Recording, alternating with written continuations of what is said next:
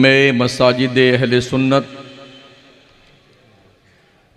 दूर नज़दीक से चलकर आज की इस बज़्म रहमत व नूर में शिरकत के लिए तशरीफ़ लाए हुए खुश अक़ीदा ज़िंदा दिल सुन्नी मुसलमानों, सुभान अल्लाह। तरावी के बाद से ही ये जलसा शुरू हुआ है और आखिरी कड़ी के तौर पर मैं भी मकराना से चलकर आपके यहाँ पहुँचा। मुझसे पेशतर एक मुख्तसर मगर बहुत पुरमग़ज़ खिताब इस्लाह मिल्लत के हवाले से हमारे अल्लामा ने भी फरमाया था, कोई शायद 10 मिनट का ही खिताब था। बड़ी मुफीद और कारामद बातें उन्होंने आपके सामने रखी थी। नातो मनाक़िब भी आपने सुने हैं।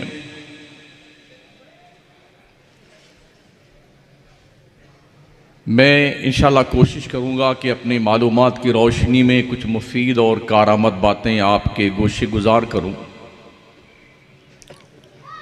आइए खुलूस व मोहब्बत के साथ मकीनी गुंबद खज़रा ताजदार अरब व अजम फ़ख्र आदम व बनी आदम हुज़ूर अहमद मुज्तबा हज़रत मोहम्मद मुस्तफ़ा सल्लल्लाहु तआला अलैहि वसल्लम की बारगाह नाज़ में दुरूद पाक की नज़रें पेश करें। अल्लाहुम्मा सल्लि अला सय्यिदना व मौलाना मुहम्मदिन व अला आलिहि व सहबिहि व बारिक वसल्लिम सलातु व सलामन अलैका सय्यदी या रसूल अल्लाह अलैका सलातु व सलाम। डॉक्टर मरीज़ का दुश्मन नहीं होता है, मर्ज़ का दुश्मन होता है। अगर डॉक्टर मरीज़ का दुश्मन बन जाए तो या तो अस्पताल मुर्दों से भर जाएगा या अस्पताल मरीज़ों से खाली हो जाएगा। ऐसे ही कोई दीन का दाई, दीन का मुबल्लिग, आलिम दीन गुनहगार का दुश्मन नहीं होता है, गुनाहों का दुश्मन होता है। बेशक हक है। कभी ऐसा होता है एंटीबायोटिक दवा देने से काम चल जाता है, कुछ टेबलेट देने से थोड़ा अच्छा हो जाता है, कभी ज़रूरत पड़ती है तो इंजेक्शन भी लगाए जाते हैं और कभी ज़रूरत पड़ती है तो बाईपास सर्जरी भी किया जाता है।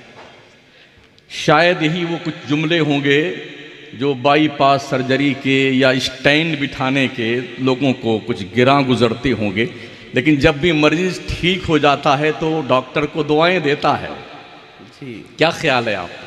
बिल्कुल। तो अगर हमारा माल ख़राब हो रहा है तो उसके हिफाजत की जिम्मेदारी हमारी ही ना है या किसी और की है। एक बाप की 10 औलादें हैं तो उस बाप की औलादें अगर बिगड़ रही हैं तो बाप की जिम्मेदारी क्या बनती है? अपनी औलाद को सुधारने के लिए कभी डंडे का भी इस्तेमाल करता है, कस के धुनाई भी करता है, कस के पिटाई भी करता है, कभी लालच भी देता है, हौसला बढ़ाता है। एक बाप की एक जिम्मेदारी बनती है।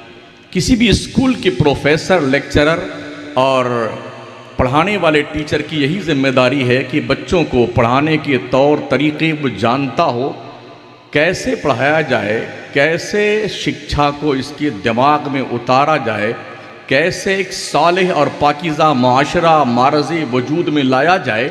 एक टीचर की, एक प्रोफेसर के, एक लेक्चरर की जिम्मेदारी होती है। इतनी बात अगर आप समझ गए हैं तो फिर ये भी समझ लीजिए हमारी तकरीरें भी कुछ ऐसी ही होती हैं।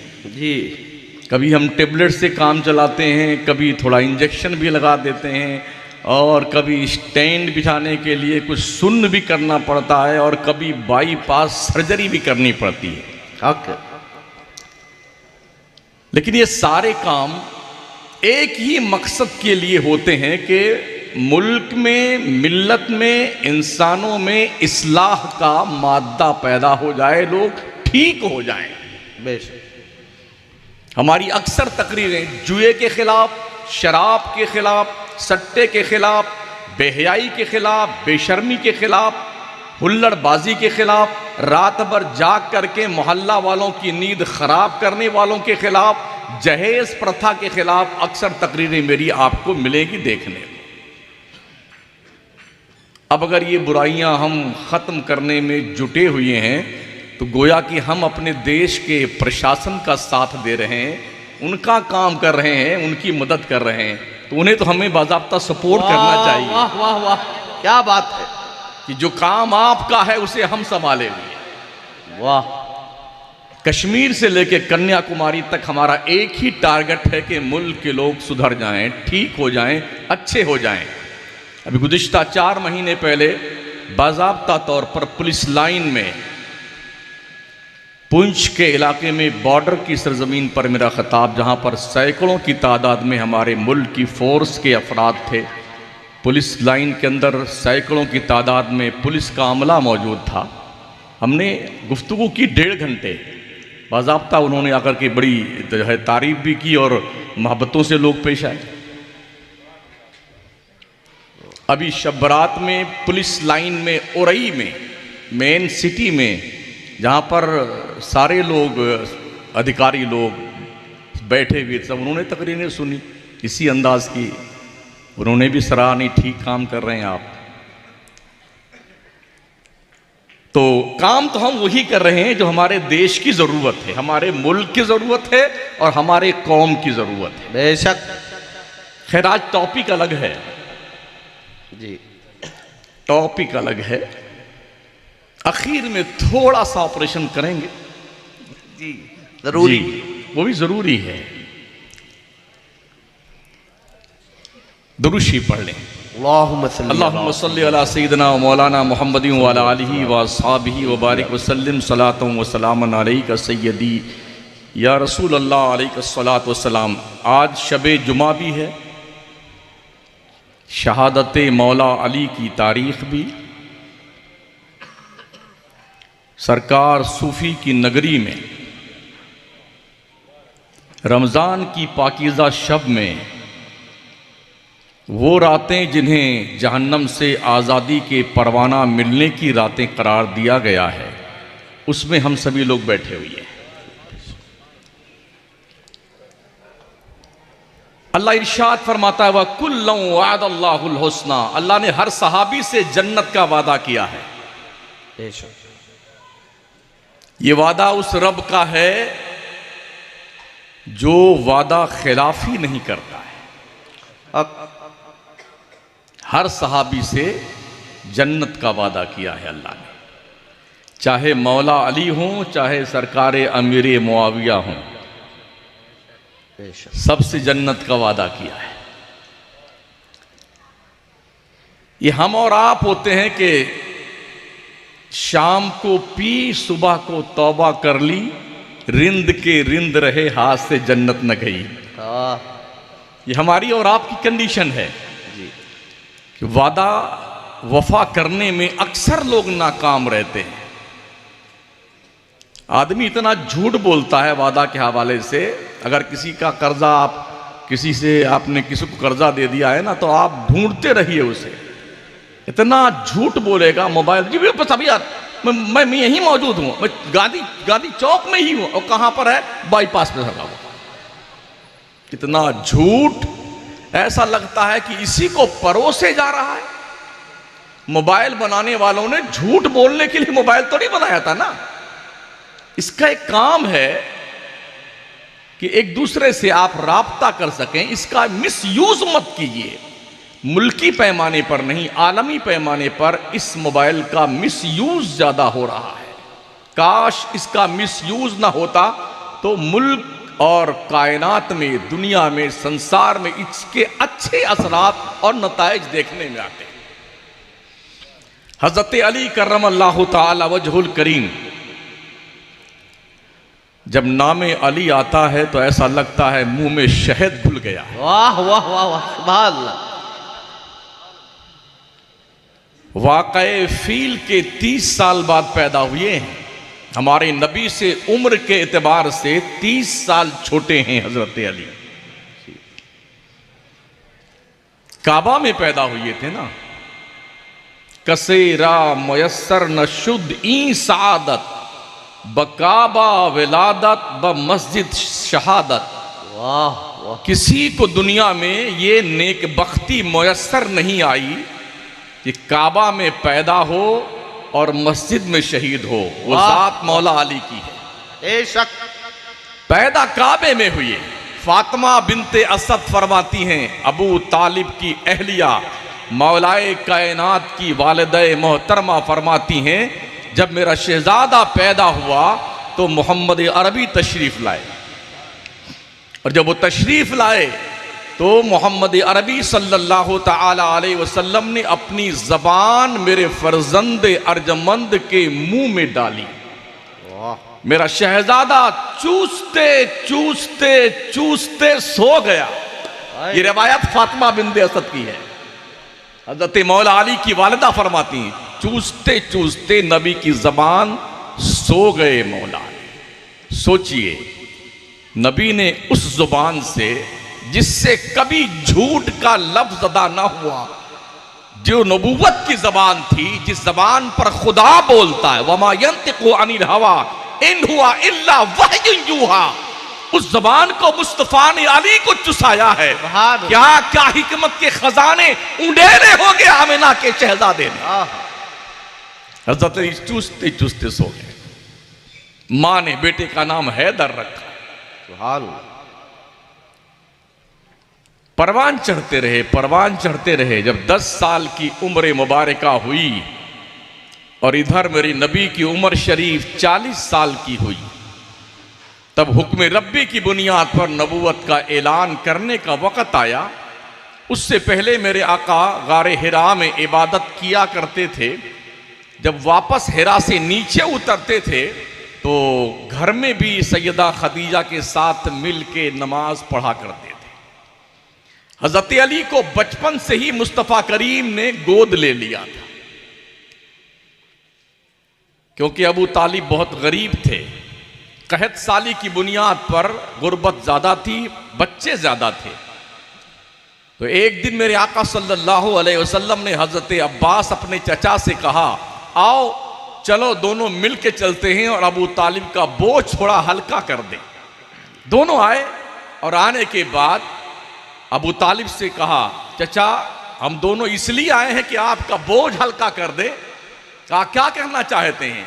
कहा एक शहजादा हमें दे दीजिए और एक हजरत अब्बास को दे दीजिए, ताकि आपका बोझ हल्का हो जाए और दोनों की परवरिश हम दोनों कर लेंगे।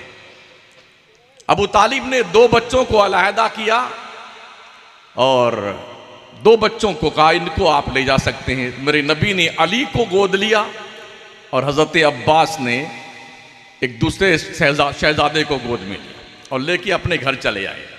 बचपन का जमाना वो होता है जब आंख बच्चा खोलता है और थोड़ा उन फवाने शबाब की दहलीज पे कदम रखने लगता है, तो बच्चों के बनने और बिगड़ने की यही दिन होते हैं। और वो मक्के का माहौल जहां शराब, जुआ, सट्टा, बेशर्मी, बेहयाई, उरियानियत, नंगापन, फोहाशी बिल्कुल आम हो, ऐसे माहौल में क्या आप गुमान कर सकते हैं कि किसी का दामन जो है इस गुनाह से बच सकता है? मगर फिर भी आमिना के लाल ने 40 साल जिंदगी को इस ढंग से गुजारा है कि गुनाह की हवा तक दामने मुस्तफा नहीं पहुंची है। वाह क्या बात है।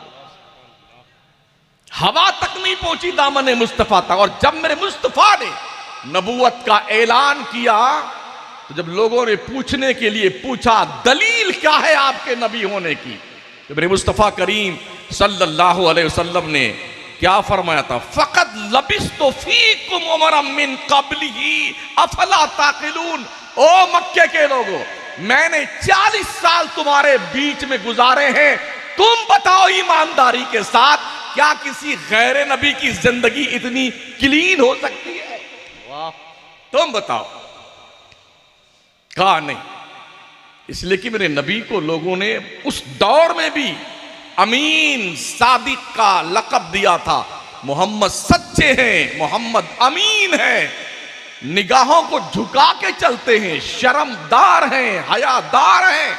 ये बाज़ाब्ता तौर पर उस दौर के माहौल के लोगों ने हजरत रसूल गिरामी वक़ार को खिताब दिया था, जाल अमीन, जाल सादिक।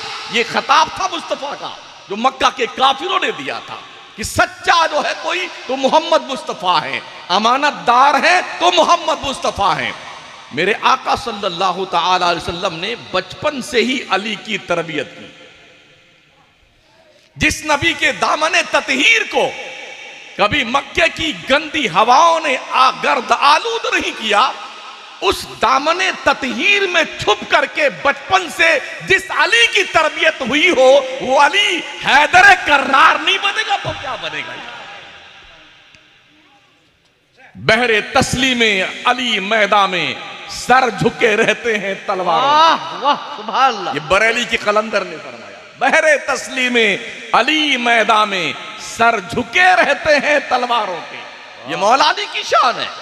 तरबियत मुस्तफा ने फरमाई है। उम्र 10 साल की। हमने बच्चों को इसीलिए बिगड़ते देखा है कि माहौल में बुराइयां ज्यादा हैं। आप देखते होंगे, वैसे भी हमारे मौलाना फरमा रहे थे ना, पूरी पूरी रात लोग कैरम बोर्ड खेलते हैं, स्पेशली तौर पर दुकानें ले लेते हैं किराए पे और रात रात भर जागेंगे। रमजान भूखे रहने का महीना है, मगर जितना हम 11 महीने में नहीं खाते हैं, मुसलमान 1 महीने में खा जाता है। क्या ख्याल आपका? हाँ, इतना खाता अल्लाह जाने ये पेट शरीफ है या कोई देग है। देग जिस गली से गुजरो, दे दनादन पतेली में चमचे हिलाए जा रहे हैं, खाए जा रहे।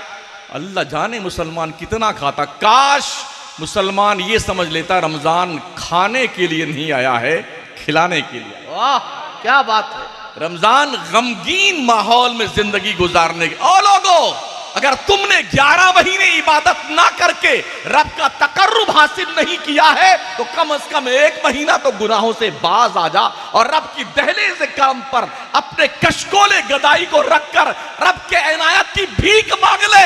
शायद तेरा दामन दिल गुनाहों से पाक हो जाए। सुभान अल्लाह, बहुत खूब। मगर गलियां हमारी भरी हुई हैं आवारा किस्म के बच्चों से। माँ बाप कोई परवाह नहीं। लाखों रुपए का पेट्रोल, 10-10 साल के बच्चे पूरी रात मोटरसाइकिल चला के भर भर भागे फिरते हैं पूरे मोहल्ले में और सबकी नींदें हराम करते हैं।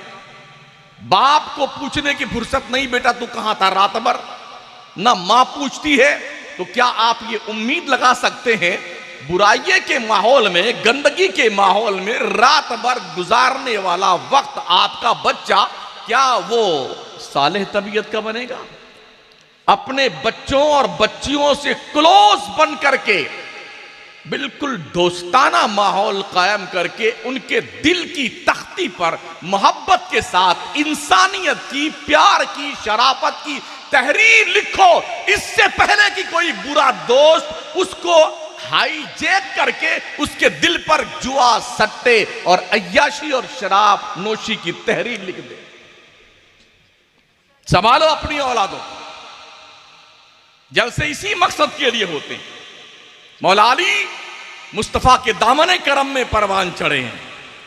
रात को देखते थे कि हुजूर रहमत आलम और हजरत खदीजा दोनों कुछ अजीब सी इबादत करते हैं। कभी ऐसी इबादत देखी न थी अली ने। उठना, झुकना, फिर उठना, फिर सजदा करना, फिर खड़े होना। रात को ये अंदाज देखते। जब मेरे मुस्तफ़ा ने ऐलान फरमाया, सबसे पहले ईमान लाई थी हजरत खदीजा, और जिस दिन हुजूर ने नबूवत का ऐलान किया ना, उसके दूसरे दिन ही हजरत मौला अली ईमान लाए। दूसरे दिन।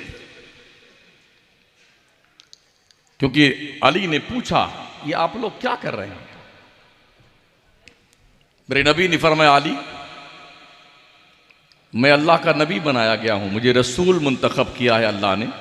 मैं एक दीन लेके आया जिस दीन इस्लाम कहते हैं, जिसमें अल्लाह की इबादत का हुक्म दिया गया है, बुतों से दूर रहने का हुक्म दिया गया है, बुराइयों से दूर रहने का हुक्म दिया गया है, सिला रहमी करने का हुक्म दिया गया है, इंसानियत का दर्स दिया गया है, शराफत व बुजुर्गी का दर्स दिया गया है, तो बेवाओं के साथ रहम करने का, यतीमों से प्यार करने का दर्स दिया गया है। अली तुम भी ईमान ले आओ। अली ने कहा, मुझे थोड़ा सोचने का मौका दो, मैं अपने अब्बा से पूछ लूं कि जो मोहम्मद मुस्तफ़ा कह रहे हैं उसे माना जाए या ना माना जाए। एक बच्चा यही तो कहेगा। जब कोई नया पैगाम उसके सामने आएगा और अभी शऊर की आंखें इतनी नहीं खुली हैं, तो वो रुजू तो अपने बाप की तरफ ही करेगा ना। मेरे नबी को अभी से ये बात राज का फाश करना मकसूद न था। कहा अली अगर तुम अभी ईमान नहीं लाते हो कोई बात नहीं है, लेकिन अभी किसी को कहना मत कि मैं क्या कर रहा हूं। हजरत अली चले तो गए, पूछा भी नहीं अपने बाप से। लेकिन नबी के इस पैगंबराना किरदार और इस दाइयाना तबलीग के जुमलों ने दिलों की तख्ती पर जो मोहब्बत की तहरीर लिखी थी ना, सुबह खुद ही आए अली, कहा भाई मुझे वही कलमा फिर से सुनाओ ना। वाह वाह, जो आपने रात में मुझे सुनाया था ना, फिर मुझे वही जुमले सुनाइए। वो लाहूती नगमात मेरे कानों में रस घोल रहे हैं, जरा प्यार की बोली फिर से बोलिए, इंसानियत का सबक फिर से पढ़ाइए। मेरे नबी ने फिर जुमले दोहराए। अली ने कहा भले ही मैं उम्र में छोटा हूं, अभी 10 साल का हूं, मेरी टांगें भी बहुत पतली पतली हैं, मेरी आंखें भी दुख रही हैं, मैं कमजोर जरूर हूं, मगर मैं कलमा पढ़ता हूं ला इलाहा इल्लल्लाह मुहम्मदुर रसूलुल्लाह। सुभान अल्लाह। कलमा पढ़ लिया हजरत मौला ने, और फिर जब कलमा पढ़ा मौलाए कायनात करमल्लाहु ताला वजहुल करीम ने, तो उस वक्त से लेकर के जितने गज़वात कायम हुए हैं, सिर्फ गज़वे तबूक को छोड़ करके हर गज़वे में मौला अली ने शिरकत की है और बहादुरी के जौहर दिखाए हैं। जख्मों से चूर भी हुए हैं, मगर फिर भी दीन मुस्तफ़ा के फरोग और इस्तेहकाम के लिए कभी पीठ नहीं दिखाई है। आजकल हाल क्या है, मिल गए राह में तो देख लिया एक नजर, वरना फिर हसरते दीदार की ऐसी तैसी। मगर ये वो है जिन्होंने ऐ पैमान किया है, मीसाक बांधा है, तो सिर्फ खुद नहीं, उस दौर से लेके अब तक नस्ले अली का किरदार यही है। और कयामत की सुबह तक औलादे मौला अली का किरदार यही रहेगा कि दीन मुस्तफा के फरोग और इस्तेहकाम के लिए जब जरूरत पड़ेगी, बद्र से लेके करबला तक और करबला से लेके अब तक उनका पाकिस्तान किरदार यही दिखाई पड़ रहा है। उन्होंने दीन के लिए कुर्बानियां दी हैं, औलादें दे दी हैं, बच्चे कुर्बान कर दिए हैं, घर लुटा दिया है दीन मुस्तफा के लिए। हमसे जुम्मा के रोज मस्जिद की झोली में 10 रुपए नहीं निकलते। हाले दिल किसको सुनाएं जी, 5 रुपए नहीं निकलते हैं। उनने तो घर लुटा दिया था यार, बच्चे कुर्बान कर दिए थे। ये वो अली है जिन्होंने एक बार वादा किया है मोहम्मद मुस्तफा के हाथ पर, तो फिर बिक गए। तो फिर याद रखें, ऐसे बिके ना, जब तक बिके न थे तो कोई पूछता न था। तुमने मुझे खरीद कर अनमोल कर दिया। अली ऐसे अनमोल हुए, अशरे मुबशरा में भी अली है, खुलफाए राशिदीन में भी अली है, पंजतने पाक में भी अली है, शौहरे फातिमा भी अली है, दामादे मुस्तफा भी अली है, खलीफे मुस्तफा भी अली है, और फिर वक्त के वलायत के ताजदार सुबह क़यामत तक वलायत जहां जहां खुशबू फैलाएगी, उस खुशबू का मंबा मब्दा और मब्दा फैयाज मौला अली की बारगाह करम हो। नारे तकबीर, नारे रिसालत, नारे हैदरी। सुभान अल्लाह। दिन चलते गए, कितनी दुश्वार गुजार रातें थी मक्के की। जब भी कोई मक्का का काफिर ये सुन लेता फलां ईमान ले आया है ना, इतना मारते थे उसे, इतना मारते थे कि वो बेहोश हो जाता था। सुने ही ना अपने वाकयात, बिलाल हबशी को कितना मारा था ईमान लाने की बुनियाद पर, हजरत खब्बाब को कितना मारा था। इस्लाम कभी जुल्म ना करता है ना जुल्म करने का हुक्म देता है। बेशक। इजमाली तौर पर एक बात अर्ज कर दूं, पूरे मुल्क में हमारे कितने लोगों ने मस्जिदों पे झंडे गाड़े, अपशब्द कहे, बुरे बुरे अल्फाज कहे, अल्लाह के बारे में, रसूल के बारे में हमले किए, मस्जिदें गिराई। मैं दावा करता हूं कोई एक भी प्रूफ पेश कर दे किसी मुसलमान ने किसी मंदिर पर पत्थर फेंके हो। हमारा मजहब इस बात का सबक ही नहीं देता है यार। वो लोग झूठे मजहब के मानने वाले हैं जो किसी के मजहब पे अटैक करते हैं। हमारा मजहब सच्चा, हमारा खुदा सच्चा है, इसलिए हम किसी के मजहब पर अटैक नहीं करते। इस्लाम दीन फितरत है, इस्लाम दिलों को इंप्रेस करता है। आदमी को पढ़ने दो, जब पढ़ करके उस तालीम के नुक्ते कमाल पे पहुंचेगा उसके बाप को मुसलमान होना पड़ेगा। वाह वाह वाह, क्या बात। माइक टायसन को किसने कहा था मुसलमान हो जाओ? किसी ने मारा था उसे? अरे वो तो खुद ही सबको मारता था, एक बॉक्सिंग का बादशाह था, ठोक ठाक के बराबर कर देता था। मोहम्मद अली किले को किसने कहा था मुसलमान हो जाओ? किसने कहा था मिस्टर बीन से तुम मुसलमान हो जाओ? किसने कहा था सुनीता विलियम से कि तुम मुसलमान हो जाओ? किसने कहा था? अभी एक बहुत मशहूर पादरी अमेरिका का जिसकी लिखी हुई किताबें चर्च में पढ़ाई जाती हैं, किसने कहा था मुसलमान हो जाओ? किसने कहा था? अभी अपने कतर की सरजमीन पर जो फीफा वर्ल्ड कप हुआ है, हजारों लोग मुसलमान हुए हैं इस्लामी कल्चर देख करके। किसने कहा था? इस्लाम ला इकराहा फिद्दीन। लोग कहते धर्म परिवर्तन कर रहे, कसम रब्बे काबा की, जबरदस्ती का मुसलमान अल्लाह मानता ही नहीं है। ला इकराहा फिद्दीन, दीन में कोई जबरदस्ती नहीं है। बेशक बेशक कोई जबरदस्ती नहीं। अगर ऐसा होता ना तो 800 साल बहुत थे। वाह क्या बात, क्या इशारा है। जी जी 800 साल बहुत थे, मगर अल्लाह नहीं मानता। अगर कोई जबरदस्ती किसी को मुसलमान बनाए ना, रब नहीं मानता उसे कि मुसलमान ही नहीं है। इस्लाम दीन फितरत है, दिलों को इंप्रेस करता है। एक से एक हीरोइन को देखिए, सब मुसलमान होती जा रही है, नचनिए गवैये। वो एक कौन था वो, माइकल जैक्सन, हाँ कभी मर्द बनता था कभी औरत बनता था। क्यों भाई मुसलमान क्यों हो गया वो? क्यों हुआ?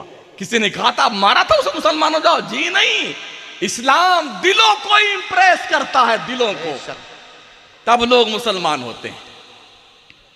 कितने थे?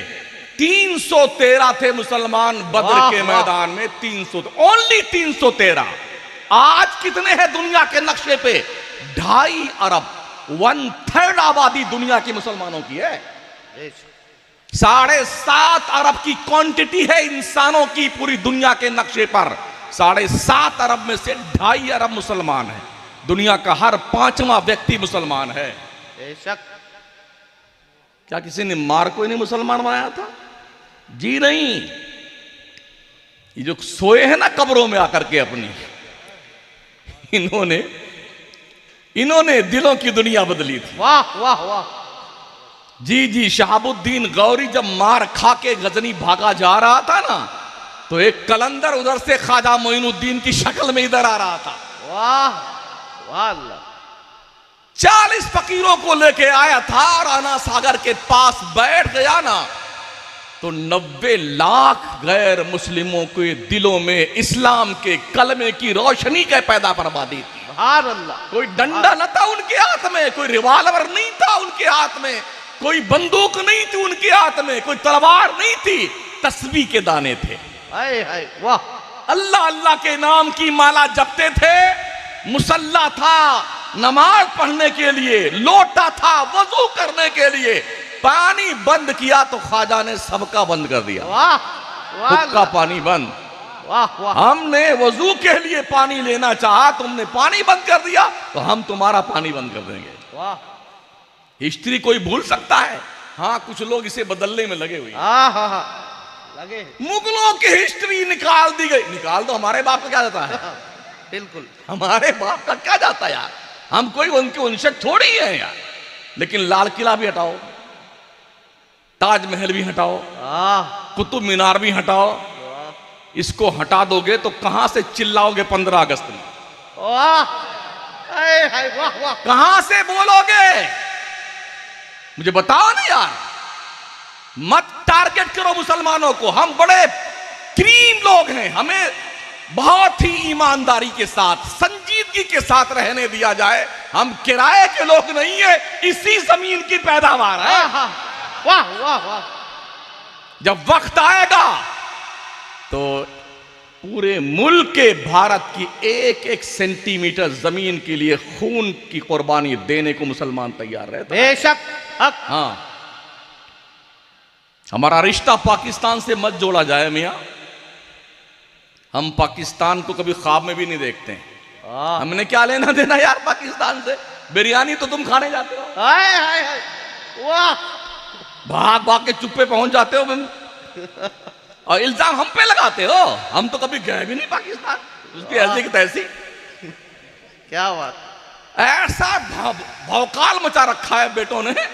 बोले आप बेटों में ये तो सिर्फ जुमले हैं। हाँ जी, तो ऐसा, अरे पाकिस्तान आ जाएगा, अरे आतंकवादी। अरे यार क्यों झूठ बोलते हो? देश के लोगों क्यों झूठ बोलते हो? टोटल आबादी, पॉपुलेशन पाकिस्तान की 22 करोड़ है। टोटल आबादी हमारे उत्तर प्रदेश की टोटल आबादी 23.5 करोड़ है। वाह। 29 स्टेट हमारे भारत में है। हमारे यूपी की क्वांटिटी जो इंसानों की है उसके बराबर पूरा मुल्क है। क्यों बेवकूफ बनाते हो? एक छोटे से मुल्क से इतने बड़े भारत को डर, पाकिस्तान धूल झोंकते आंखों में लोगों के। क्या है पाकिस्तान? जरूरत पड़ी है तो हमने अब्दुल हमीद की शक्ल में जवाब दिया है। मेरा ये उन्वान नहीं है। मौला अली करमल्लाहु ताला, ये जरूरी है बताना। हम देश के वफादार हैं, मुल्क के वफादार हैं और इसके जर्रे जर्रे की हिफाजत के लिए हम कुर्बानी देना जानते हैं। मौला अली शेर खुदा रज़ी अल्लाह मौला ताला अन्हु वारदा वन्ना मुस्तफ़ा के दामन करम में परवान चढ़े हैं। और फिर रसूल गिरामी कदर का एक ज़माना वो भी आया जब ये कुल्फत का ज़माना था। नबूवत के ऐलान से लेके 40 साल की उम्र शरीफ से लेके 53 साल की उम्र शरीफ तक मक्के में सिर्फ मुसलमानों को सिर्फ मारा गया है। 13 साल तक कैसे कैसे मारा गया है? आग को जला करके अंगारा दहका देते थे और नंगी पीठ करके मुसलमान को लिटा देते थे।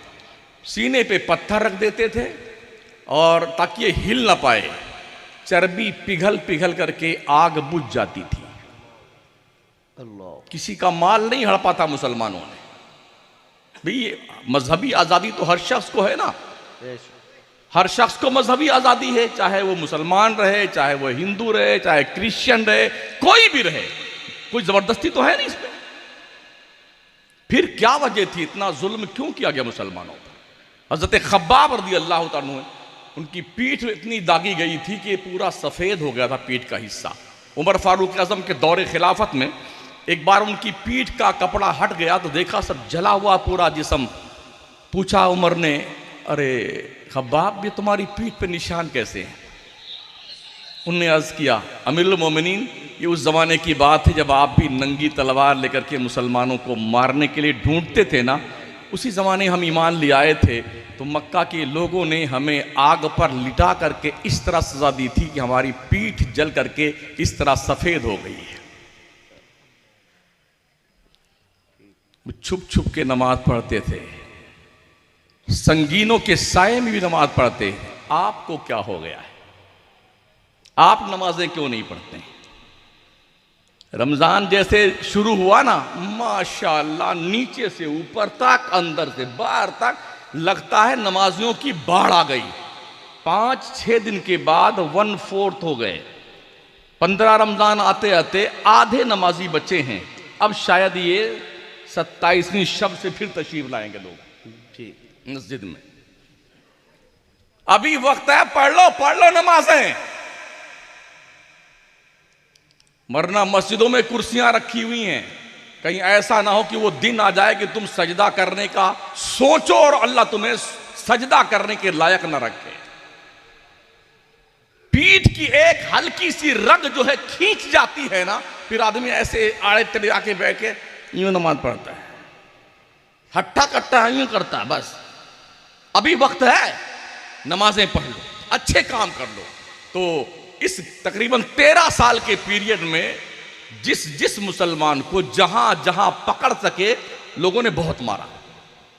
खुद हमारे हुजूर सल्लल्लाहु अलैहि वसल्लम पर पत्थर बरसाए, मौला अली को सताया, इतना मारा कि खून से आपकी नालैन भर गई, कपड़े भीग तरबतर हो गए भीग भीग करके, लेकिन पलट करके कोई जवाब नहीं दिया गया। सब्र सब्र सब्र, इन्नल्लाह मास्साबिरीन, इन्नल्लाह मास्साबिरीन। एक वक्त आया जब मक्का से मदीना हिजरत करने का दौर आया, वो ज़माना आया, वो वक्त आया, तो रसूल किरदिगार सल्लल्लाहु अलैहि वसल्लम ने देखा अल्लाह का हुक्म आ गया है। मुसलमानों को पहले कह दिया कि जो मदीने की तरफ हिजरत करके जाना जा सकता हो वो जाए। लोग छुप छुप करके मदीना जाते थे, घर छोड़ दिया, बिल्डिंग छोड़ दी, दुकान छोड़ दिया, फैमिली छोड़ दी, चुपके से। कोई रात में जा रहा है मदीना, कोई दिन में छुप छुप के जा रहा है। एक दिन वो आया कि हुजूर भी जाने के लिए तैयार हुए, अल्लाह का हुक्म आ गया महबूब तू भी जा। नबी तैयार हुए तो फरमाया अली आज की रात हमारे बिस्तर तो तुमको सोना है, अबू बकर साथ में रहेंगे और तुमको मेरे बिस्तर पे सोना है। रात भर घर का चारों तरफ से घेरा डाले कुफ्फार खड़े हुए थे कि आज रात की सुबह जब होगी तो जैसे ही मोहम्मद उठेंगे सुबह तो इन्हें एक साथ मिल के कत्ल कर दिया जाए, ना बांस रहे ना बजे बांसुरी। ये प्लान किया था मक्का के काफिरों ने। व मकरू व मकर अल्लाह वल्लाहु खैरुल माकिरीन, ये अपना मकर कर रहे थे मगर अल्लाह खुफिया तदबीर फरमा रहा था। क्या मुस्तफा तेरे को सोना नहीं आज बिस्तर पर, अली तुम सो जाओ। और ये अमानतें, यानी उस हाल में भी मक्का का जर्रा जर्रा दुश्मन है मोहम्मद मुस्तफा का, फिर भी मक्का के वही लोग अपनी अमानत लाके हमारे हुजूर के पास रखते थे, इस यकीन के साथ कि मोहम्मद अमानत में खयानत नहीं करता है। चुनांचे कहा अली तुम सो जाओ और कुछ दिन रह करके ये अमानतें फला फला फला को वापस कर देना और फिर तुम भी मदीना आ जाना। रात आई, अली बिस्तर नबूवत पे सोए और हुजूर हजरत अबू बकर सिद्दीक को लेकर के गारे सौर की तरफ रवाना। रात भर अली सोते रहे। मुझे बताइए अगर चारों तरफ से आपके घर को लोगों ने तलवार नंगी लेके घेर कर रखा हो कि सुबह मार डालेंगे आपको, क्या आपको नींद आ सकती है उस रात में? नहीं ना। लेकिन अली कितना सोए, सुबह भी हो गई सोते रहे, ठाठ से सोते रहे। बाद में लोगों ने पूछा था अली नींद कैसी आई थी? कहा पहले तो मैं ऐसे ही सोता था लेकिन उस दिन तो हुजूर ने जिंदगी की जमानत दे दी थी। अली ये अमानतें दे करके लोगों को तुम भी मदीना आ जाना, इसलिए मुझे ऐसी नींद अल्लाह की कसम जिंदगी में कभी नहीं आई जैसी नींद बिस्तर नबूवत में मुझे आई है। ऐसी नींद मुझे कभी नहीं आई। और क्यों आई? फरमाते हैं कि मुस्तफा ने जिंदगी की जमानत दे दी थी, गारंटी ले ली थी, अली तुम्हें कोई मार नहीं सकता। फरमाते हैं मेरा अकीदा, मेरा यकीन था जब तक अली मदीना नहीं पहुंच जाएगा और जुल्फे मुस्तफा की छांव में, तब तक अली को मौत नहीं आ सकती है। ये एतकाद था मौला अली को हजरत रसूल गिरामी वकार पर। आखिरकार सुबह हुई तो लोगों ने देखा अरे बिस्तर पर तो मोहम्मद है नहीं सल्लल्लाहु अलैहि वसल्लम, अली उठ रहे इस पर से। तो उसके बाद उन लोगों ने क्या किया, ये सोचा कि यार जब अली यहां पर हैं तो मोहम्मद कहीं गए नहीं होंगे। इस सोच के साथ उन्होंने अपनी एक्टिविटीज थोड़ी सुस्त कर दी और हमारे हुजूर सिद्दीक अकबर के साथ गारे सौर में पहुंच गए। 3 दिन 3 रातें आपने वहां गुजारी। ये नूरानी काफिला मदीना तशरीफ ले गया। इधर हजरत मौला अली ने अमातें सबकी सबको सुपर्द करी। उसके बाद आप भी रात को निकले मदीने की तरफ, पैदल चले। तकरीबन 488 किलोमीटर मक्का से मदीना है पैदल, छुपते छुपाते। दिन आ जाए तो कहीं गार में छुप जाएं, किसी दरख्त के पीछे छुप जाएं, धूप में छुप जाएं, फिर रात में चलें। जूती फट गई तो चलते चलते पैरों में जख्म इतने हो गए कि चलना दुश्वार हो गया। कई दिन चलने के बाद जब मदीना हजरत मौला अली पहुंचे थे ना, तो खून आपके कदम नाज से बह रहा था।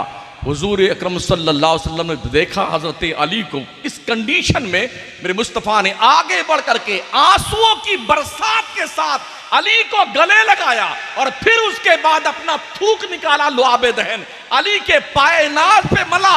अली कहते अल्लाह की कसम, नबी का थूक क्या लगना था, जिंदगी में मेरे पैरों में कभी तकलीफ नहीं हुई। शान मुस्तफा, नबी का थूक, अल्लाह अल्लाह, जिस जबान पर खुदा बोलता है, कुरान के 30 पारे जिस जबान से मिले हैं उसी जबान से निकला हुआ थूक, इसकी शान यह है। आका फरमाते तुरबत वार देना, बेरीकत बादेना, यशफी सकीमना, बेइज़्न रब्बना। मदीने की मिट्टी अगर थूक में लगा करके किसी मरीज को दे दी जाए, अल्लाह उसे शिफा अता फरमा देगा। न हो आराम जिस बीमार को सारे जमाने से उठा ले जाए थोड़ी खाक उनके आस्था। मुस्तफा करीम सल्लल्लाहु अलैहि वसल्लम ने बड़े ही प्यार के साथ अली को दुआएं दी और फिर अली करमल्लाहु ताला वजहुल करीम शहर रसूल में रहने लगे। और फिर रहते रहते एक दिन वो भी आया जब सैयदा फातिमा जहरा का निकाह मौला अली से हुआ। उम्र शरीफ 18 साल की पहुंची सैयदा फातिमा जहरा की। हजरत अली भी अपने भाइयों में 4 भाई थे, सबसे छोटे अली थे। और सैयदा फातिमा जहरा भी अपने बहनों में 4 बहनें थीं और सबसे छोटी थी। हजरत अबू बकर ने रिश्ता मांगा, हुजूर ने मना फरमा दिया। हजरत उमर ने रिश्ता मांगा, हुजूर ने मना फरमा दिया, अल्लाह जो चाहेगा होगा। मदीने के और कई साहिब सरवत लोगों ने रिश्ता मांगा, हुजूर ने मना फरमा दिया कि अल्लाह जो चाहेगा वो होगा। हजरत अबू बकर, हजरत उमर ये समझ गए शायद हुजूर ये चाहते हैं कि अली फातिमा के रिश्ते का पैगाम दें। ये गए ढूंढते ढूंढते हजरत अली के पास। वो किसी यहूदी के बाग में, एक सहाबी के बाग में अपने ऊंट को ले जा करके पानी की सिंचाई कर रहे थे, उनके खजूरों के बाग की। गए करीब, दुआ सलाम, कहा कैसे आना हुआ साथियों? कहा अली हम एक मकसद लेके आए हैं, हमने ये महसूस किया है कि कई लोगों के पैगाम रसूल गिरामी कदर की बारगाह में आए हैं फातिमा जहरा के रिश्ते के लिए, हुजूर ने तस्लीम नहीं किया है और वो शायद इस बात का इंतज़ार कर रहे हैं कि अली रिश्ते का पैगाम दें। तो मेरी ये ख्वाहिश है कि अली तुम पैगाम दो। हज़रत अली कहते हैं मेरे साथियों, दिल तो मेरा भी यही चाहता है, लेकिन मैं अपनी गुर्बत को देखता हूँ तो मुझे शर्म सी आती है। मेरे पास घर भी नहीं है, मेरे पास दौलत भी नहीं है, कैसे पैगाम दूं, किस बुनियाद पे पैगाम दूं? प्यारे आका इस्लाम के प्यारे दीवानों, हजरत अबू बकर, हजरत उमर, हजरत उस्मान, सब ने कहा अली पैगाम दो, अगर ये गुर्बत की बात है ना तो हम तुम्हारी माली मदद कर देंगे ताकि तुम शादी करके खुशहाल जिंदगी गुजारो। चले वहां से दिल में एक आरजू लेकर के, उमंग लेकर के कि खातून जन्नत का रिश्ता मांगने के लिए बारगाह रसूल में आए, मगर हिम्मत न हुई कि जबान को हरकत में लाए। अदब गाहे जेरे आसमा अजर्श नाजुक तर, नफस गुम कर दामी आयत जुनैदो बायजीदी जा। ये बारगाह वो बारगाह है जहां पर सांस तेज लेना भी बेअदबी में शुमार होता है। अदब से आओ, सर झुका के आओ, लफ्जों का सिलेक्शन, इंतखाब सोच समझ कर करो, जुमले कोई ऐसे ना हो कि कल्बे मुस्तफा को तकलीफ पहुंचे। हिम्मत तो ना कर सके बोलने की। आका ने पूछा अली कुछ कहना चाहते? जुमले फिर ढूंढने की कोशिश कर रहे थे, हलक में आए तो हलक सूख रही थी। कहे तो कैसे कहें? एक तरफ अपनी गुर्बत का एहसास था कि घर भी नहीं है, नबी ने ही मुझे पाला परोसा है, इनके ही साए करम में हम पले बड़े हैं, हमारे पास दौलत भी नहीं है, रिश्ता मांगने आ गए हैं। आका ने, क्योंकि हमारे नबी दिल की बात भी जानते हैं ना, दिल की तहरीर पढ़ ली। मेरे आका ने कहा शायद फातिमा का रिश्ता मांगने आए हो? कहा हाँ या रसूलल्लाह। कहा कुछ है तुम्हारे पास? कहा या रसूलल्लाह एक ऊँटनी है मेरे पास में, एक तलवार है मेरे पास में, एक ज़िरा है मेरे पास में, चौथी कोई चीज नहीं है। आका ने फरमाया ऊँटनी तुम्हारे तिजारत का जरिया है, तलवार तुम्हारी जरूरत है, हम अपनी बेटी फातिमा का निकाह तुम्हारे ज़िराह के बदले में कर देते। ओ मुसलमानों, शादियों को आसान बनाओ, शादियों को। लाखों करोड़ों रुपए शादी ब्याह के रस्मों पे खर्च करना बंद करो। इस पैसे को बच्चों के तालीम पे खर्च करो, मुआशरे की साले और पाकीज़ा तरबियत पे खर्च करो। शादी ब्याह के मौकों पर बिल्कुल फजूल खर्चियां बंद कर दो। मेरे मुस्तफा करीम ने, आपके सहाबा ने, किसी की हमने बारात कहीं किसी किताब में नहीं देखी है। आज हमारे यहां बारात जाती है, कुछ नचनिए जाते हैं, कुछ गवैये जाते हैं, कुछ लफंगे जाते हैं, हुल्लड़बाजी, डीजे, ढोल बाजे, तमाशे। अरे इस उम्मत को हो क्या गया है जिस पैगंबर ने इस उम्मत को क्लीन और बिल्कुल सिंपल सी जिंदगी जीने का सबक पढ़ाया था, ये उम्मत कहां दलदल में गुनाहों के डूबने लग गई है। साथियों, मेरे नबी ने कहा, अली ठीक है, इस ज़रा ले जाओ, इसे बेच करके कुछ सामान ले आओ।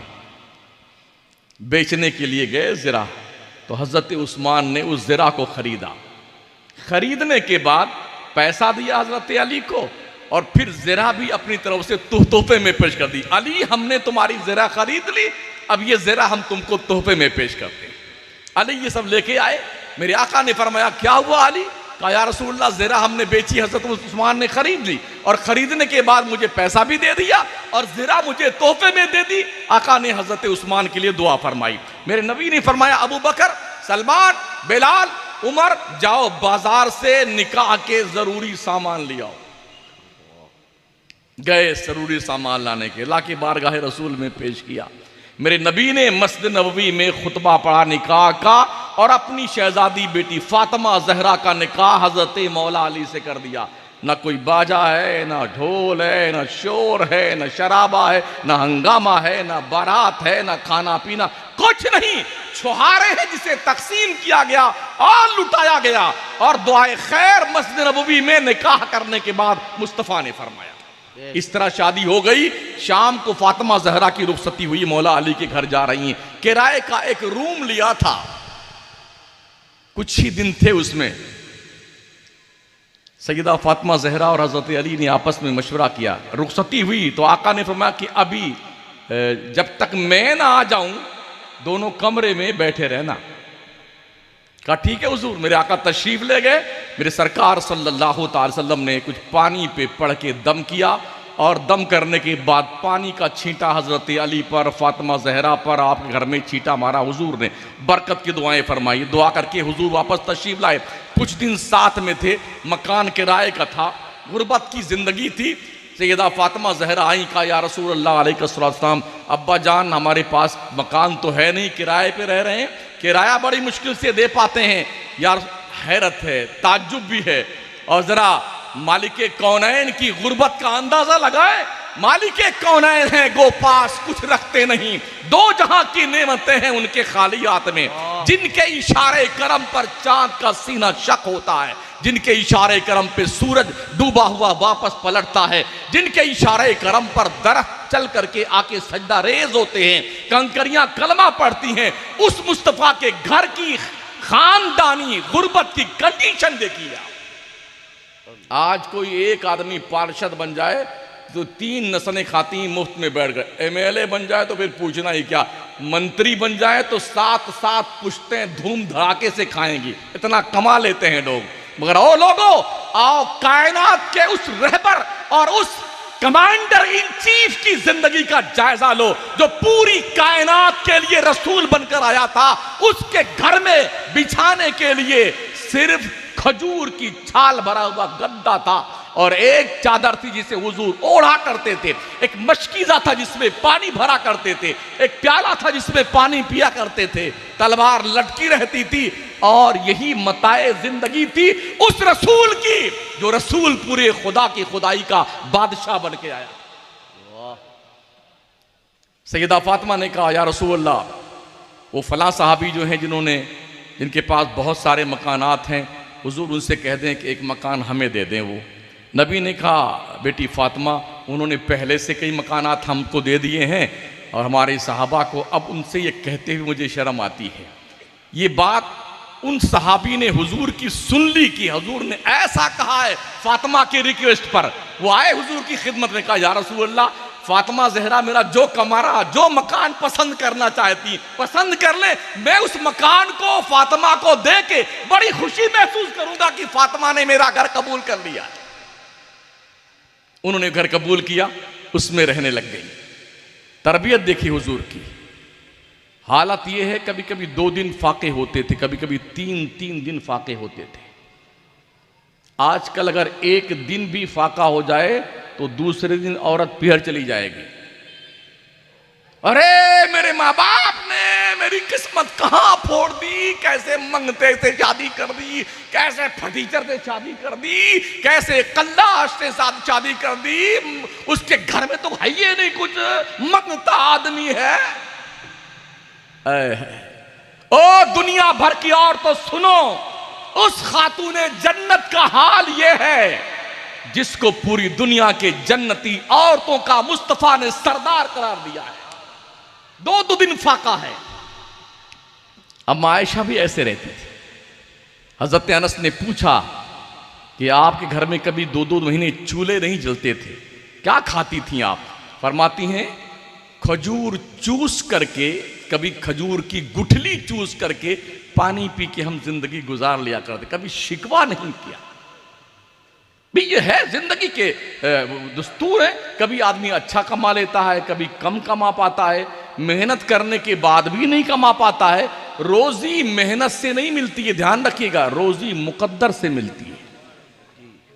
अल्लाह फरमाता है वसतल्लाहु रिज़्क़ लिइबादिही लबगौ फिल अर्ज़ वलाकिन युनज़्ज़िलु बिक़दरि मा यशा। अगर अल्लाह बगैर अंदाजे की रोजी देना शुरू कर दे तो जमीन का निजाम डिसबैलेंस हो जाएगा, डिस्टर्ब हो जाएगा।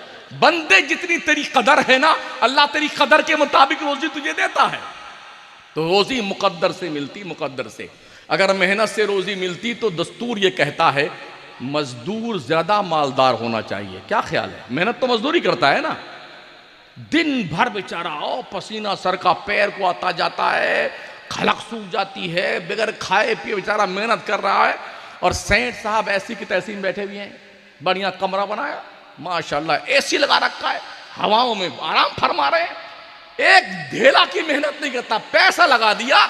मजदूर मेहनत करता, वो दिहाड़ी 500 पाता है, और सेठ कुछ भी काम नहीं करता, वो 5000 कमाता है। रोजी मुकद्दर से मिलती है।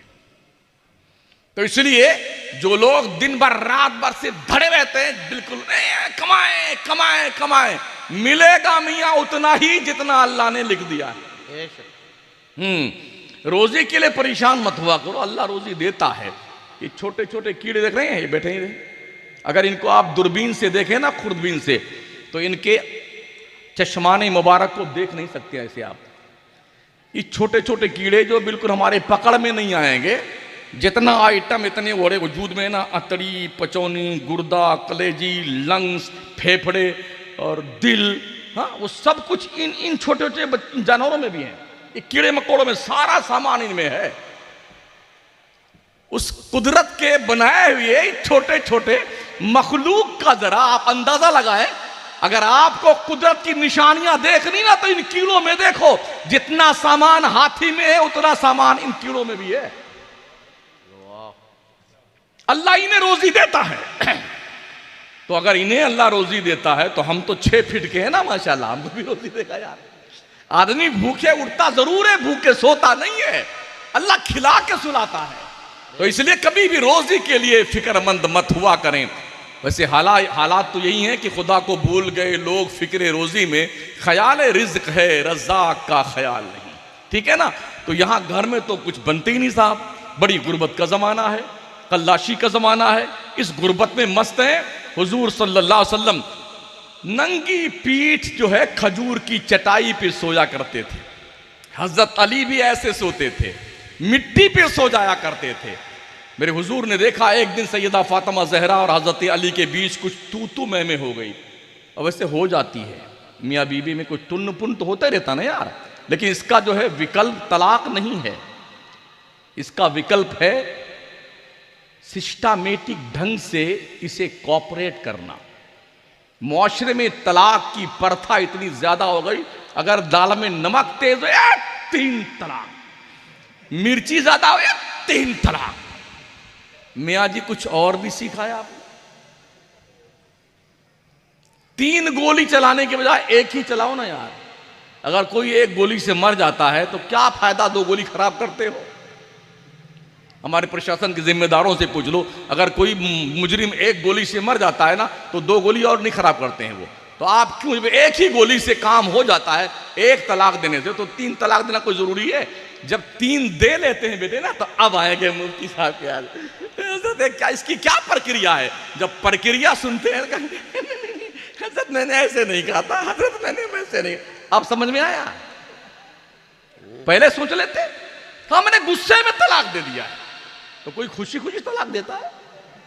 बोली सा अजीब क्या लॉजिक है यार। मतलब गुस्से में तलाक दिया। मुझे एक भी कैंडिडेट ऐसा बताएं कि शादी उसकी हुई है, आज मुकलावा हुआ है, अपनी बेगम को लेके आया, कमरे में जाने से पहले नागौर शहर की सबसे बढ़िया मिठाई की दुकान से 1 किलो काजू कतली खरीदो और लेके जाओ बेगम कमरे में। अस्सलाम वालेकुम वरहमतुल्लाहि बरकातुहू। बेगम 1 किलो मिठाई बढ़िया वाली लेके आओ, आप खाइए, मैं बड़ा खुश हूं और बड़ी खुशी से मैं तुम्हें 3 तलाक दिया मैंने।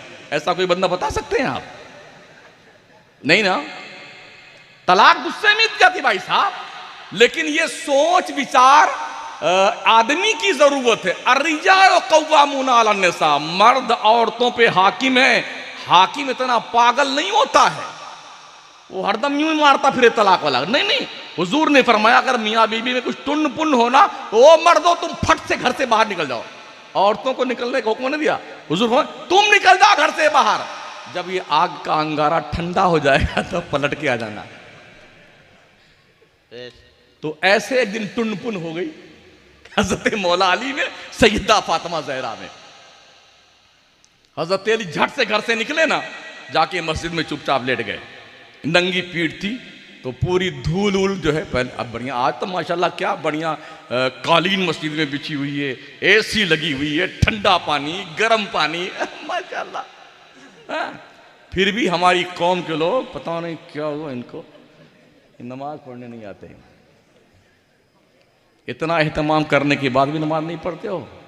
जरा बदर के मुजाहिदों से पूछो रेत के तपते हुए जर्रों पे कैसे सजदा किया था। करबला के उन दीवानों से पूछो, करबला के तपते रेगजार में हुसैन इब्न अली ने अपने साथियों समेत कैसे तपते हुए रेगजार पे सजदा करके अल्लाह को राजी किया था। तुमसे खुदा के घर में ऐसी लगाई हुई मस्जिद में ठंडे माहौल में भी तुम्हें इबादत करने का हौसला नहीं पैदा होता है। कौन सा मुंह लेके जाओगे अल्लाह के दरबार में? जब थोड़ा टुनपुन हुआ तो अली बाहर निकले, सीधे मस्जिद में गए और चुपचाप जाके लेट गए। हुजूर सैयद आलम घर में सैयदा फातिमा ज़हरा के आए, पूछा बेटी अली कहाँ है? कहा या रसूलल्लाह कुछ टुनपुन हो गई हम दोनों में कुछ हो गया है। तो अली बाहर निकल गए। हुजूर को पता था अली जब बाहर निकलेंगे तो मस्जिद ही में जाएंगे। सरकार सीधे मस्जिद में तशरीफ ले गए। देखा अली लेटे हुए थे, पीठ जो है गर्द आलूद थी। आका ने फरमाया कुम या अबा तुराब, ओ मिट्टी के बाप, कुम या अबा तुराब, मिट्टी के बाप उठ जाओ। हजरत अली झट से उठे। हजरत अली फरमाते हैं मेरे नबी ने जो ये खिताब मुझे दिया ना, लक़ब दिया अबा तुराब, तो जिंदगी भर मुझे ये खिताब बड़ा प्यारा था कि नबी ने ये लक़ब दिया था ना। तो हुजूर को लेके आए घर में और फिर माहौल शांत हो गया। तो इस तरह जिंदगी गुजरती रही। एक दिन वो आया जब हुदैबिया का मौका आया। मेरे हुजूर तकरीबन 6 साल तक मदीने में थे और इस 6 साल के पीरियड में कभी भी काबा का तवाफ नहीं किया था। दिल में हसरत थी हर सहाबी के, हुजूर के भी, इसलिए कि हुजूर काबा को अजमत दिलाने के लिए आए थे ना। तो दिल में तमन्ना थी काश काबा का तवाफ करने को मिले। तो हुजूर 1400 सहाबे कराम को लेकर के हुदैबिया के मकाम तक पहुँचे, एहराम बांधे हुए और जानवर कुर्बानी के लेके गए थे। मक्का वालों को पता चला, उन्होंने आके रास्ता रोक लिया कि हम आपको इस साल मक्का नहीं आने देंगे। कहा भाई हम झगड़ा करने नहीं आए हैं, हम तो काबा का तवाफ करने आए, उम्रा की नीयत से आए, एहराम बांधे हुए हैं, कुर्बानी के जानवर लाए हुए हैं, हमें उम्रा करने दिया जाए। कहा नहीं, इस साल तो आप वापस जाइए, अगले साल आइए उम्रा करने के लिए, और जब अगले साल आप आएंगे तो तलवार लेके आएं, तलवार खुली नहीं होनी चाहिए, तलवार म्यान में होनी चाहिए। ये भी सुन लीजिए, 3 दिन से ज़्यादा मक्के में आप नहीं रहेंगे। हुजूर सल्लल्लाहु अलैहि वसल्लम बैठे और मक्का के कुफ्फार की तरफ से जो सुलह का किताबचा लिखना था, जो मुआहदा होना था, वो लिखवाने के लिए कि शराइत तय की जाएं। शराइत लिखी जाने लगी और हुजूर ने कहा हज़रत अली से, अली लिखो, मुहम्मदुर रसूलुल्लाह की तरफ से ये मुआहदा लिखा जाता है। जैसे ही ये जुमला लिखा ना हज़रत अली ने, तो मक्का की तरफ जो वकील बन के आए थे उन्होंने कहा बिल्कुल नहीं, ये काटिए इसको आप, इसी पे तो हमारा झगड़ा है। हम आपको मोहम्मदुर रसूलुल्लाह मान लें तो हमारा झगड़ा क्या बचेगा। हम आपको मोहम्मद रसूलुल्लाह नहीं मानते, इसे आप काट दीजिए, मोहम्मद इब्ने अब्दुल्लाह लिखिए। हुजूर ने फरमाया अली मोहम्मद रसूलुल्लाह काट दो, मोहम्मद इब्ने अब्दुल्लाह लिख दो।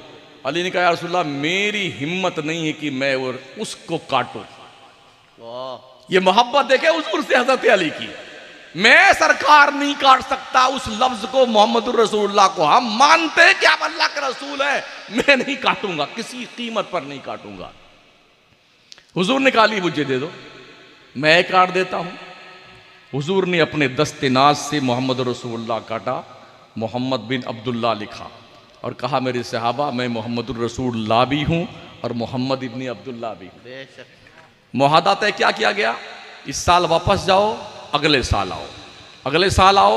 कंडीशन ये होगी 3 दिन से ज़्यादा मक्के में आप रहेंगे नहीं। दूसरी शर्त ये कि अगर कोई मुसलमान मक्का से भाग के मदीना जाता है उसको आपको वापस करना पड़ेगा। अगर कोई मदीने से भाग के मक्का आता हम उसे वापस नहीं करेंगे। ये शर्तें तय की गई, बहुत सख्त शर्तें थी ये। सारे मुसलमान दिल महसूस के रह गए थे कि आज मौका मिलता तो 1400 हम लोग थे, दिल के अरमान निकाल लेते। मगर हुजूर ने मसलहत अल्लाह की तरफ से जो हुक्म था उसको आपने तहरीर करवाया और ये शर्तें सारी मंजूर की। बाज़ाब्ता सूरह फतेह में इसका तज़किरा है कुरान शरीफ में। मेरे आका करीम सल्लल्लाहु अलैहि वसल्लम ने अपना इहराम उतार दिया, कुर्बानी के जानवर ज़िबा किए। सहाबा पे बात बहुत शाक गुजरी, बादिल नाखास्ता सब गए हजरत उमर के पास। तो इतना दब करके हम फैसला नहीं करेंगे, सुलह हो नहीं सकता है। हजरत उमर भी जोशे गजब में आए हजरत अबू बकर के पास। देखिए सबको पता था कि शालीनता से कोई बात करने वाला अगर है तो अबू बकर है। आए हुजूर अबू बकर की खिदमत में हजरत उमर और कहा अबू बकर क्या ये मुआहदा सही है। हजरत अबू बकर ने कहा उमर होश के नाखून लो, ये मुआहदा मोहम्मदुर रसूलुल्लाह ने किया। होश के नाखून लो, जो मुस्तफा ने किया वही सच है। सब ने अपने हिराम उतार दिए और उसके बाद सब वापस आ गए मदीना। फिर गए थे वापस, मोहब्बत अली लिखी। फिर एक वक्त वो बदर का मौका आया तो बदर के मैदान की लड़ाई में जो अलम था, झंडा, वो हजरत अली के हाथ में था। हुजूर ने वो झंडा हजरत अली के हाथ में थमाया था। अली ये परचम लो, बदर के मैदान में ये झंडा तुम्हारे हाथ में रहेगा। हजरत अली ने बड़ी जिम्मेदारी के साथ उस परचम को बुलंद किए रखा और हुजूर सल्लल्लाहु तआला अलैहि वसल्लम के पास लोग खड़े थे इस इंतजार में। ये तय होना था कि सरकार के अरीश की हिफाजत कौन करेगा। जहां हुजूर आराम करके बैठ रहे होंगे ना, उसकी हिफाजत पे कौन खड़ा होगा। तो हजरत अली कहते हैं अल्लाह की कसम उस दिन हम में से किसी सहाबी की हिम्मत ना हुई कि हुजूर के काशाने अक़दस यानी के अरीश के पास रह करके हुजूर की हिफाजत पे खड़ा हो। वो दिन बड़ा आजमाइश का दिन था, लेकिन इस आजमाइश के दिन हमने देखा कि हजरत अबू बकर सिद्दीक खड़े हुए कि मैं रसूल गिरामी वकार की हिफाजत पे खड़ा होता। हजरत अली से पूछा था ना उन्होंने, अली बताइए सबसे बड़ा बहादुर कौन था सहाबा में। हजरत अली ने कहा कि अबू बकर सबसे बड़े बहादुर थे। कहा हम तो आपको जानते हैं कि आप बहुत बड़े बहादुर हैं। कहा बिल्कुल ठीक है, लेकिन हमसे ज्यादा बहादुर कोई था तो वो हजरत अबू बकर थे। हजरत अली रज़ी अल्लाह तआला अन्हु वारदा वन्ना ने जो आपने बहादुरी के जौहर बद्र में दिखाए ना, तो बाज़ाब्ता तौर पर रिजवान नामी फरिश्ते ने ये जुमला कहा था, ला फता इल्ला अली ला सैफ इल्ला जुल्फ़िकार। रिजवान तारीफ की थी, जिब्रील ने तारीफ की, फरिश्तों ने तारीफ की, अली के जानिसारी की, अली की कुर्बानियों की और अली के जंग जुयाना अंदाज़े हर्ब व ज़र्ब की तारीफ की थी। हजरत अली करमल्लाह जख्मों से चूर थे। आज का दिन वो दिन था ना, बदर में दिल के अरमान निकाले थे। 13 साल का हिसाब किताब का भुगतान किया था, 13 साल का, नबूवत के ऐलान से लेके हिजरत तक का पूरा हिसाब किताब चुकता कर दिया। 70 काफिरों को मारा था और 70 को पकड़ के लाए थे। हज़रत अली ने कहा, या रसूलल्लाह, कभी कभी ऐसा हुआ जब मैं आगे बढ़ा मारने के लिए किसी काफिर को, तो मेरी तलवार उसकी गर्दन पे पहुंचने से पहले उसकी मुंडी कट जाती थी और गिर जाता था वो। सरकार ऐसा क्यों हुआ? आका फरमाते, अली वो फरिश्तों की फौज थी जो अल्लाह ने भेजा। 5000 फरिश्तों की जमात को अल्लाह ने जिब्रील की कमांडरी में जबल मलाइका पे उतारा था। जाओ जिब्रील, और जा करके हमारे मुस्तफा की इमदादो नुसरत व हिमायत के लिए जंग करो बदर के मैदान में। इसलिए कि नबी ने कहा था ना, रात में दुआ मांग रहे थे, अल्लाह ये तेरे मुखलिस बंदे जिनको हम लेके बदर में आए हैं, मुट्ठी भर जमात है मुसलमानों की, इनकी मदद और नुसरत कर परवरदिगार, अगर तूने इनकी मदद न की और ये कत्ल हो गए, शहीद हो गए, कयामत तक तेरा नाम लेने वाला कोई नहीं होगा। ये नबी ने कहा था। तो अल्लाह ने कहा, जिब्रील जा, 5000 का लश्कर लेके जा। जिब्रील आए 5000 का लश्कर लेके बदर के मैदान में, आसमानों के रास्ते से आए थे। जब मैदान जीत लिया मुसलमानों ने, तकरीबन 14 सहाबा शहीद हुए, 70 ये मारे गए, 70 बांध कर लाए गए। और लाने के बाद जब जिब्रील जंग खत्म होने के बाद फरिश्तों की टीम लेके वापस जा रहे थे, दरवाजे आसमान पे पहुंचे तो उधर से पूछा गया, कौन हो? कहा, जिब्रील, मैदान बदर से लौट रहा हूं, अल्लाह की तरफ से हुक्म आया, जिब्रील महबूब से इजाजत लेके आए हो कि बगैर इजाजत के आए हो? क्या बात। कहा, नहीं यार मेरे परवरदिगार, पूछा तो नहीं, जंग खत्म हुई आ गए। कहा, जा मेरे महबूब से पूछ किया, अब जाऊं वापस की यहीं रहूं? अगर मुस्तफा परमिशन दे आने का तो आना इधर। इस मैदान में भी हजरत अली ने जाम मर्दी के जौहर दिखाए। जब भी कैदियों को कोई इंतजाम और इंतजाम करने की बारी आती तो ये जिम्मेदारी हजरत मौला अली को सौंपी जाती थी। कैदियों को बांध दिया गया था रस्सियों में, जकड़ करके करा रहे थे। हजरत अली ने कहा, रसूलल्लाह बहुत परेशान हैं लोग, कैदी लोग, और सरकार रात में गुजरे देखा करा रहे हैं। आका ने फरमाया, सबके हाथ की रस्सियां खोल दो, इनके साथ हुस्ने सुलूक करो, अच्छे व्यवहार से पेश आओ। ये अंदाज सिर्फ पैगंबर ही पेश कर सकते हैं। फिर बदर के बाद ओहद की लड़ाई आई। ओहद के मैदान में भी अली थे। हजरत अली करमल्लाहु ताला वजहुल करीम ओहद के मैदान में इतनी जानिसारी के साथ लड़े थे कि 16 जख्म आए थे आपके जिस्म पर। 16। जंग का मामला ऐसा था, शुरू में मुसलमानों ने जंग जीत ली थी, लेकिन एक दर्रे में हुजूर ने कुछ सहाबा को मुतय्यन किया था कि चाहे जंग का कोई नतीजा हो, तुम यहां से हटना मत जब तक मेरा हुक्म ना आ जाए। जंग जब मुसलमानों ने जीत ली और कुफार भागने लग गए, तो उन लोगों में से लोगों ने रास्ता छोड़ना शुरू कर दिया। अब तो जंग खत्म हो गई, मुसलमानों ने जंग जीत ली। भागते हुए लोगों ने, कुछ लोग बचे और लोग माले गनीमत लूटने में लग गए। हजरत खालिद बिन वलीद उस वक्त कुफार की सफ में थे। उन्होंने ये रास्ता खाली देखा, झट से पलट करके आए अपना लश्कर लेकर के, और जो भाग रहा था उधर से पलटा। दोनों के बीच में मुसलमानों का लश्कर पसपा हुआ, फिर अपनों की तलवार अपनों को काटने लग गई। कंडीशन ये हुई कि कुछ मुसलमान बौखलाहट में इतने हुए कि तलवारें न्याम रखी हैं, उनको एहसास न हो मैं कर क्या रहा हूं। ये कंडीशन थी। इसी में किसी ने खबर उड़ाई कि माज़ल्लाह मोहम्मद सल्लल्लाहु अलैहि वसल्लम कत्ल कर दिए गए। ये खबर सुननी थी। कुछ सहाबा मदीना चले गए जंग कुछ मैदान का छोड़ करके। हजरत अली ने कहा, जब मुझे ये खबर मिली तो पहले मैंने हुजूर को शहीदों में ढूंढा कि हुजूर कहां हैं। पहले मैंने शहीदों में हुजूर को, आप लोग इधर देखिए, उनका काम वो करने दीजिए उनको। पहले मैंने हुजूर को शहीदों में ढूंढा, जब हुजूर नहीं मिले वहां पर तो हमने कहा हुजूर भाग तो नहीं सकते हैं, अल्लाह ने अपने पैगंबर को आसमान पे जरूर उठा लिया है, तो अब जीने से क्या फायदा।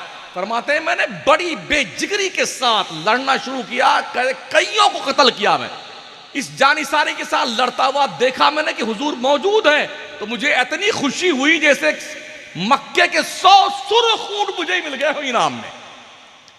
फिर मैं हुजूर के पास पहुंचा। जब हुजूर के पास पहुंचा तो देखा मैंने कि हुजूर पर एक लश्कर हमला आवर हुआ। मेरे नबी ने कहा अली रोको इन्हें।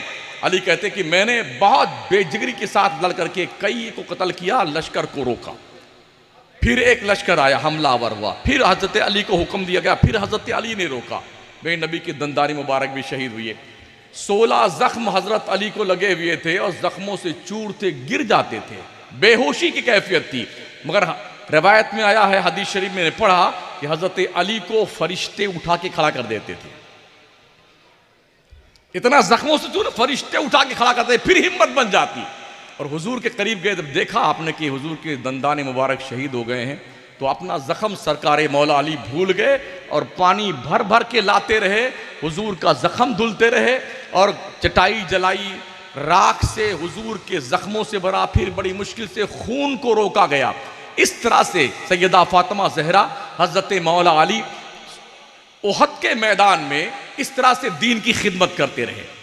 फिर उसके बाद खंदक की लड़ाई देखें तो यहां भी हजरत अली ने माशाल्लाह क्या अपने जमा मर्दी के जौहर दिखाए हैं कि खंदक खोदी गई मदीना के इर्द गिर्द, और खोदने के बाद जंग का आगाज होने को था तो उस तरफ से अमर बिन अब्द उद लिखता। पहले यह दस्तूर था, एक आदमी उधर से निकलता था, एक आदमी इधर से निकलता था, ताकि ये लगे कि कौन पहलवान है, कौन ताकतवर है, शुजात और बहादुरी में कौन माना हुआ है।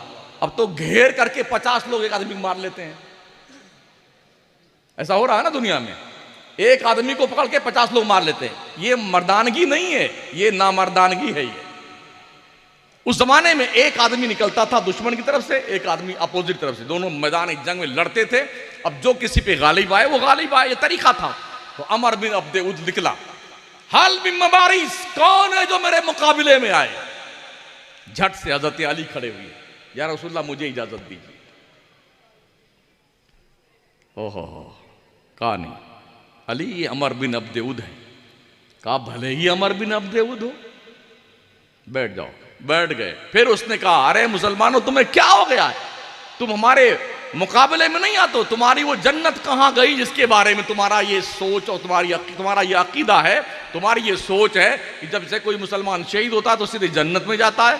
कौन है जो आए मैं उसको उसकी जन्नत में पहुंचा दूं। हजरत अली फिर खड़े, या रसूलल्लाह मैं तैयार हूं, अना लहा, ये खिदमत मुझे सौंपी जाए। मैं नबी ने कहा अली अमर बिन अब्द उद। कहा हुजूर भले ही अमर बिन अब्द उद। तीसरी बार उसने कहा अली जाओ, अली जाओ मैदान में। हजरत अली गए और जाने के बाद हजरत अली ने एक ही वार में उसकी ढाल को काटते हुए, सर को चीरते हुए जबड़े तक तलवार आके पहुंची।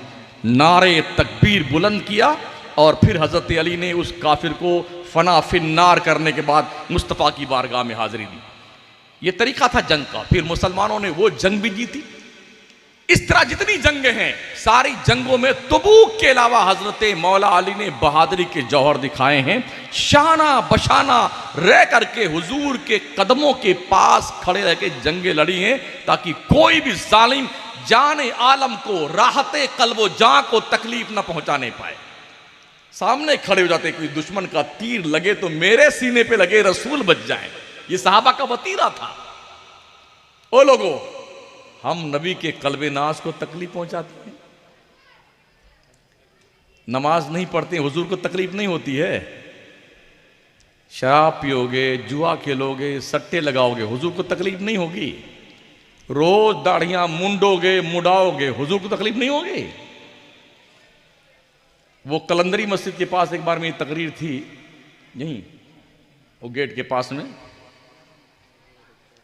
तो मैं नमाज पढ़ के मस्जिद से बाहर निकला तो सामने हजाम की दुकान है ना, हाँ, तो उसके करीब में खड़ा हुआ था। तो देखा एक बूढ़े बाबा आए, इतने पक्के हुए थे, इतने पके हुए, बड़ी मुश्किल चला जाता था उनको, और दांत सारे झड़े हुए थे।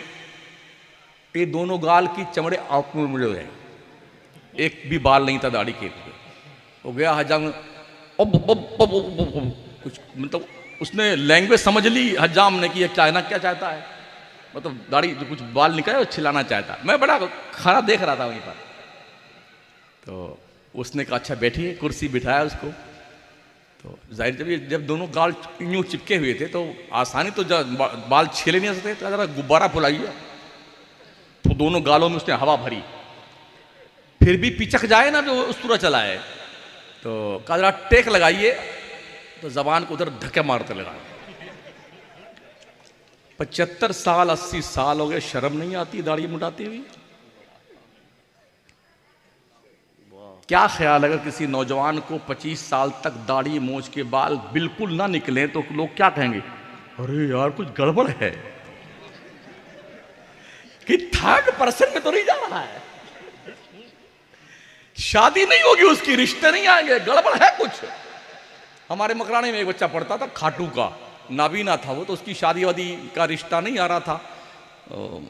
दाढ़ी वाड़ी के इक्का दुक्का बाल छोटे छोटे निकले थे, तो एक दिन देखा मैंने वो उसने जाकर गुस्ल खाने में कुछ छीला था, कुछ बच गया था, दिखता तो था नहीं। तो मैंने कहा अबे मरदूद क्या क्या तूने तो मोछों में मुस्कुरा रहा था। तो उसके एक दोस्त ने, हजरत इसकी शादी नहीं हो रही है, मेरा रिश्ता नहीं आ रहा है, क्योंकि दाढ़ी वाड़ी नहीं, दाढ़ी जो है इसकी निकल नहीं रही है, तो इसने छील लिया है ताकि कुछ निकल जाए, तो ये प्रूफ हो जाए कि मैं मर्द हूं, तो रिश्ता आ जाए। अगर ना निकले दाढ़ी तो दुनिया कंफ्यूज हो जाती है कि जी ये थर्ड पर्सन है, और निकल आए तो लोग बेचारी को जो जिंदा नहीं रहने देते। हाँ, बड़े बड़े बूढ़े बूढ़े लोग कब्र में पैर लटक गया है, चल नहीं पा रहे, मगर फिर भी दाढ़ी गुल है। पहली ही मंजिल में जैसे मर के जाओ ना कब्र में, जैसे जाओगे मर के कब्र में, वहीं हुजूर से मुलाकात होने वाली है। पहली मंजिल में जाने आलम से मुलाकात होगी, रसूल किरदिगार से मुलाकात होगी, और ये छिला छिलाया पका हुआ आम जब हुजूर देखेंगे तो क्या कहेंगे? ये हमारा दीवाना है। कसम खुदा की, जन्नत तो हमारी ही है, तेरे अब्बा की है जन्नत, नागौर का कोई फालूदा है जन्नत जिसको तुमने समझ लिया इतना आसानी के साथ में जन्नत हमें मिलेगी। इतना कूटे जाओगे ना शक्लें बिगड़ जाएंगी। मुजरिम को सजा देना ये कानून का अधिकार होता है, नहीं होता है? हमारे साहब बैठे, पूछ लीजिए इनसे। मुजरिम को सजा देना कानून का अधिकार है। अगर कानून सजा ना दे तो कानून किसी हैसियत का नहीं होता है। इसीलिए लोग जेलों में ठूंसे हुए हैं, मुकदमा चलते हैं, कोर्ट कचहरी में जाना होता है, जज साहब सुनते हैं, फैसला और आदेश सुनाते हैं, जब जाकर कोई मामला तय होता ना। मतलब कानून का काम है कि कानून अपना काम करे। खुदा का भी कानून जिसने हमें और आपको पैदा किया ना, इतना बढ़िया बढ़िया गाल दिया है माशाल्लाह, आंखें दी हैं, दिल गुर्दा कलेजी और सब दिया है, बीपी भी अपने हिसाब से है, प्लाज्मा भी अपने हिसाब से है, और जी शुगर भी अपने हिसाब से है, और सफेद खून भी बराबर है। ये थोड़ा डिसबैलेंस हो जाए ना तो डॉक्टर इतना लूटता है, इतना लूटता जी अरे खत्म, बिल्कुल बहुत खतरनाक पोजीशन है। अभी हमारे मुख्यमंत्री महोदय ने बड़ा अच्छा काम किया है। हड़ताल तो थी 15 दिन तक डॉक्टरों की, मगर काम ठीक कर लिया उन्होंने। गरीबों को बड़ा भला किया है, असहाय लोगों के लिए बड़ा काम किया है। ठीक है, अच्छी बात है, ऐसा ही होना चाहिए। हुकूमत करने वालों को अपने मातहतों की निगरानी करनी जरूरी भी है, इसीलिए लोग चुनते हैं ऐसे लोगों को। तो अर्ज करने का मतलब यह है कि खुदा ने पैदा किया है, सारा सामान फ्री ऑफ चार्ज दिया है। अरे कुछ पैसा लिया, डॉक्टर साहब तो फ्री ऑफ चार्ज जो टेबलेट होती है ना, उसे भी पैसे से बेच लेते पीछे से, उसका भी पैसे बेच लेते। अल्लाह ने ये सब कुछ दिया है, कुछ नहीं लिया है। क्या कहा है? लइन शकरतुम लअज़ीदन्नकुम, मेरे बंदो मेरी नेमत का शुक्रिया अदा करते रहो, मैं तुम्हें और दूंगा, और दूंगा, इतना दूंगा तू संभाल न सकेगा। वलइन कफरतुम इन्न अज़ाबी लशदीद, अगर तूने उल्टी सुल्टी करी ना, तिकामबाजी, नेमत का कुफरान किया तो सुन ले मेरा अज़ाब बड़ा कड़ा है। इन्न बत्श रब्बिका लशदीद, बेशक तेरे रब की पकड़ बहुत सख्त है। पकड़ बड़ी सख्त है अल्लाह की। हम देखते हैं जब चलते हैं ना स्टेशन, गाड़ियों पे, ट्रेनों पे, तो कभी कभी जब पुलिस वाले पकड़ लेते हैं चुपके से पीछे से 50 रुपए ले लेते हैं, जाइए बैठिए ना, हम ही ड्यूटी कर रहे हैं। बिहार चले जाइए, 3rd AC में आपको जगह नहीं मिलेगी, आपकी सीट है, बैठेगा कोई और। दिल्ली से सफर कीजिए बरेली साइड में, तो दिल्ली से लेके बरेली और शाहजहांपुर तक आपकी AC वाली सीट में आप मुर्गा बन के बैठेंगे, वो टांग फैला के बैठते हैं जो रोज चलते हैं। ये होता ना, उनकी पूरी टीम होती है। कानून जब अपना काम करता है, व्यवस्था ठीक होती है। जब कानून काम करता था, व्यवस्था बहुत ठीक थी। नबी के दौर में, अबू बकर सिद्दीक के दौर में, हजरत उमर फारूक के दौर में, उस्मान गनी के दौर में, मौला अली के, बड़ी अच्छी व्यवस्था थी। लेकिन जब कानून ने काम करना बंद किया तो मामलात गड़बड़ सड़बड़ होने लग गए।